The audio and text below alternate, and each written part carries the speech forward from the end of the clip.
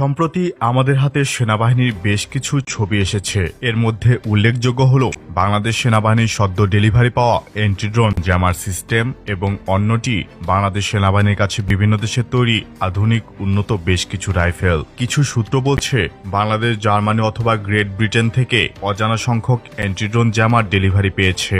হাতে বহনযোগ্য এসব জ্যামার আধুনিক যুদ্ধে খুবই প্রয়োজনীয়। এটি শত্রুপক্ষের ড্রোনের রেডিও ফ্রিকোয়েন্সি জ্যাম করে রিমোটের সাথে সংযোগ বিচ্ছিন্ন করার পাশাপাশি জিপিএস সিগন্যাল অকার্যকর করে দিতে পারে।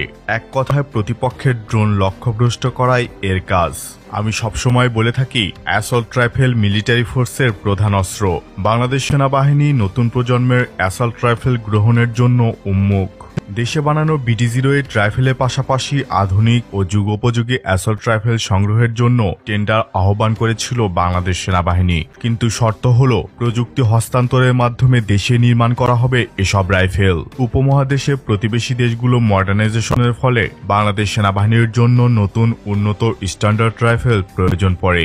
এতে পার্শ্ববর্তী দেশের পদাতিক বাহিনীর সাথে সামঞ্জস্যপূর্ণ অবস্থায় আসবে আমাদের সেনাবাহিনী। এবার এই শর্তে এগিয়ে এসেছে বিভিন্ন দেশ। প্রথমে রাশিয়ান AK-15 রাইফেল কেনার টেন্ডার দিলেও প্রযুক্তি হস্তান্তর বিষয়ে জটিলতা থাকায় সম্ভবত আগানো যাচ্ছে না। এর পরিবর্তে 3টি দেশের অস্ত্র ইভালুয়েশন চলছে।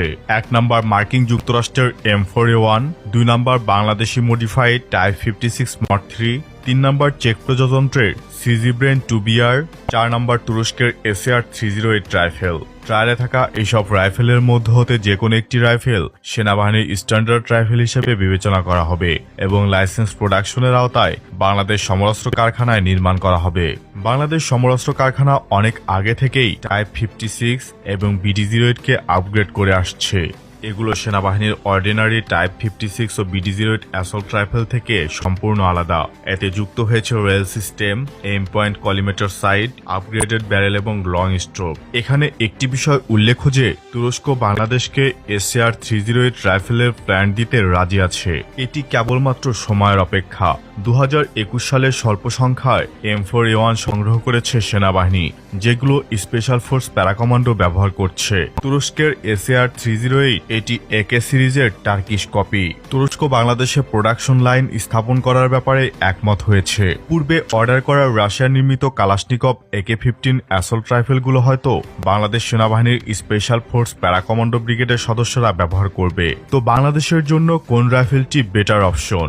আমেরিকার M4A1, চেক রিপাবলিকের সিজিব্রেন 2BR নাকি তুরস্কের SAR-308? জানিয়ে দেবেন নিচের কমেন্ট বক্সে।